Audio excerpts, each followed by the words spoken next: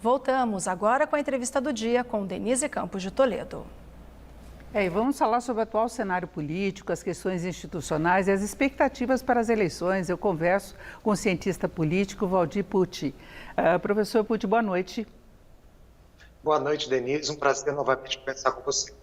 Bom, e vamos começar falando dessa semana, né? O presidente Bolsonaro, ele teve um empoderamento junto à base de apoio dele, primeiro com um perdão dado ao deputado Daniel Silveira e depois com algumas falas novamente criticando o sistema eleitoral brasileiro, sugerindo que houvesse participação das Forças Armadas na apuração dos votos, que segundo ele é feito numa sala secreta e não é exatamente esse o sistema que nós temos. E hoje, depois de alguns dias em silêncio, nós tivemos Alexandre de Moraes, o ministro, falando a respeito de toda a situação política, as declarações do presidente. Ele disse que não vai haver interrupção do inquérito das fake news, falou que inclusive a história vai reconhecer o ato do ministro Dias Toffoli, que foi quem abriu esse inquérito, que é um dos pontos de embate também com o presidente, e Fachin disse que a Justiça Eleitoral não está aberta à intervenção. Como é que você avalia esse embate entre os poderes, especialmente o STF e o governo?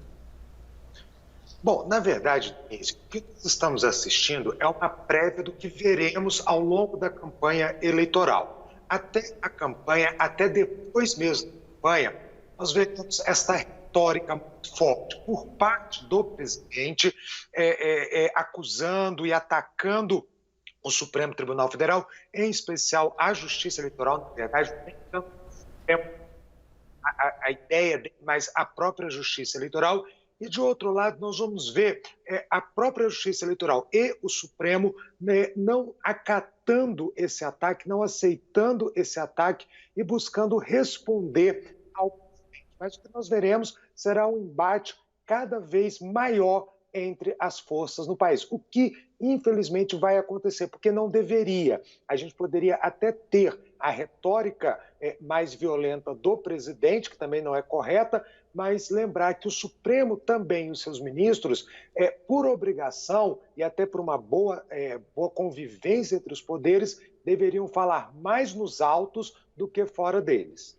Agora, falando em relação à reação política, nós tivemos as lideranças do Congresso até considerando muito exagerada a pena que o STF determinou para Daniel Silveira. Agora, em relação às críticas ao sistema eleitoral, nós tivemos tanto Arthur Lira, que é presidente da Câmara, como Rodrigo Pacheco, que é presidente do Senado, se manifestando até em redes sociais, defendendo o sistema, né, colocando muito clara a posição deles em relação às eleições aqui no país, né? Isso. Nós temos claramente a seguinte visão. Nós temos que diferenciar os apoiadores do presidente Bolsonaro. Eu vou chamar aqui dos apoiadores do bolsonarismo raiz. Esses compactuam com esse discurso que fala até mesmo em golpe, ou como o próprio Daniel Silveira fez, defendem o AI-5, defendem a interrupção da nossa democracia. Esse bolsonarismo raiz, ele compactua e reverbera essas falas do presidente. Agora, por outro lado, você tem outros apoiadores do presidente, e vamos falar, já que foi citado aqui especificamente, do Centrão, porque Pacheco e principalmente Lira compõem essa base do Centrão.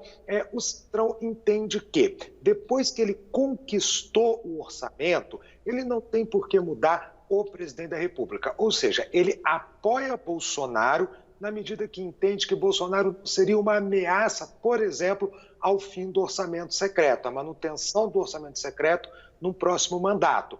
Mas, ao mesmo tempo, essas pessoas não compactuam, não defendem esse discurso mais radical, porque até entendem que, quando se fala em terminar ou interromper um processo democrático, uma democracia, o primeiro alvo, a primeira vítima, geralmente é o poder legislativo. Agora fica uma expectativa para as manifestações do próximo domingo, 1º de maio, né? Há uma certa preocupação com a posição do presidente Bolsonaro, que deve participar aqui em São Paulo. Há uma expectativa parecida com o de setembro do ano passado, quando nós vimos aumentar o tom das críticas ao TSE, aos ministros, e depois teve até a participação do ex-presidente Temer para baixar a temperatura, não é? E neste domingo nós teremos também uma manifestação convocada pelas centrais sindicais com a participação de Lula, as duas aqui em São Paulo e até próximas aí pela região. Isso mesmo. Bom, nós estamos vendo crescer ao longo dessa semana esse movimento para tentar repetir 7 de setembro do ano passado pelos apoiadores do presidente. Não acredito que a gente vá ter um movimento daquele tamanho novamente. Mas, Denise, acredito que o presidente terá mais uma bela foto para mostrar durante a campanha eleitoral. E para poder agregar esses seus apoiadores, e principalmente agregar o bolsonarismo raiz, o presidente vai subir o tom, ele vai ter que fazer um discurso mais inflamado. Mas também não acredito que isso terá consequências contra a nossa democracia logo em seguida. Na verdade, como eu disse, nós teremos uma foto bonita para a campanha, mas não teremos aí uma ameaça de fato à democracia. Agora, é arriscado e tem que, principalmente o Estado e a Prefeitura de São Paulo, tomar cuidado com a proximidade dos atos, havendo a necessidade de uma excelente organização, principalmente por parte da Força Policial, já que nós teremos, vou chamar aqui de torcida, as duas grandes torcidas desta eleição muito próximas, o que pode vir a gerar algum tipo de confusão ou de tumulto, ainda mais que teremos discursos inflamados, tanto do lado de Bolsonaro, mas não podemos também deixar de acreditar que do lado de Lula, falando para os seus, também não haveria esse discurso inflamado. Agora, o presidente Bolsonaro tem participado de uma série de manifestações, motociatas, ele esteve também na reunião dos prefeitos nesta semana, teve esse ato pela liberdade da qual participou Daniel Silveira e foi até homenageado também. Agora, os bolsonaristas, de modo geral, eles questionam a capacidade de Lula de ser bem recebido pela população. Vai ser um teste agora? Com certeza nós teremos um teste esse 1º de maio. Na verdade, a gente tem que entender o seguinte: o Lula ele está fazendo aquilo que a gente pode chamar de uma verdadeira pré-campanha. O que é uma verdadeira pré-campanha? Negociando apoios, negociando base aliada, negociando pessoas que caminharão junto com ele para as eleições. Já Bolsonaro, ele tem uma outra perspectiva. Bolsonaro hoje, ele tem uma visão, chegar ao segundo turno. E como é que Bolsonaro pode chegar ao segundo turno diante de uma crise econômica que não dá demonstrações de diminuir?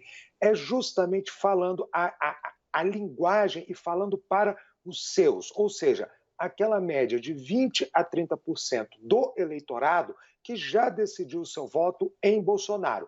Manter essas pessoas agregadas até o primeiro turno é o grande objetivo do presidente. Por isso que a gente vai ver cada vez mais esse tipo de manifestação com os seus apoiadores. Que a gente tem que lembrar que também muitas dessas manifestações não são espontâneas, elas são organizadas previamente, aguardando apenas a chegada do presidente. E nós teremos isso também no ato do Lula, ou seja, é um movimento organizado pelas centrais sindicais para o presidente falar. Então, todo ano nós temos um grande movimento nessas centrais, nessas ações. Não acredito que será diferente neste ano, mas acho que Lula, neste ponto, faz uma melhor pré-campanha no quesito aliados e apoio político do que Bolsonaro, que discursa mais apenas para os seus. Agora, na sua avaliação, está dada essa polarização para as eleições? Alguma chance para uma terceira via, um outro candidato que consiga furar essa polarização? Porque a gente vê muita confusão nas negociações daqueles partidos que queriam lançar uma chapa única, né? Sim, a gente viu até acompanhado nos movimentos de ontem para hoje, por exemplo, um afastamento gradual, por exemplo, do União Brasil dessa terceira via, daquilo que seria a terceira via. O presidente do partido, Bivar, ele tem dado demonstrações que já não quer mais compor. Denise, eu acredito que a terceira via ela perdeu muito o seu time, o seu momento de lançamento.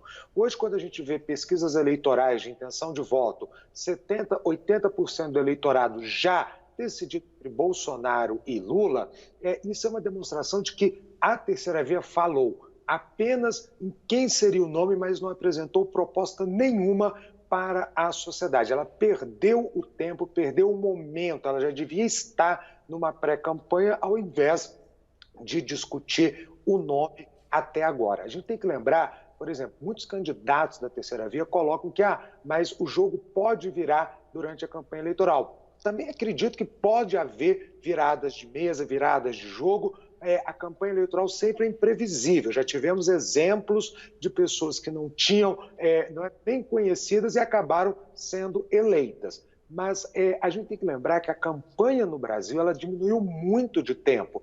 Ela dura basicamente 45 dias, o que é muito difícil para, nesse período, dar a opinião de pessoas que já estão tendo seu voto consolidado pelas pré-campanhas desses dois polos opositores. Então, resumindo, pode haver uma mudança? Pode, mas acho que a terceira via realmente perdeu o momento de ser lançada oficialmente. E a gente vê os candidatos em campanha isoladamente. É o caso de Ciro, de Dória, Simone Tebet, mais do que essa chapa única, não é? E não é só a campanha isoladamente. A gente vê, por exemplo, vou pegar o caso de Simone Tebet. Simone Tebet, nós vemos ela muito mais falando com presidentes de partido no sentido de, olha, eu sou nome, não aceito ser vice, teria que ser uma mulher, o MDB teria que lançar essa candidatura, ligando com o próprio partido internamente, com aqueles que não apoiam a sua candidatura, ao invés de apresentar propostas. E Ciro também, muitas vezes, fica muito mais numa crítica Já temos que fechar. De propostas. É isso, eu agradeço muito a participação do cientista político Valdir Pucci, que trouxe esclarecimentos importantes aqui para a gente. Muito obrigada, uma boa noite. Boa noite. Com vocês.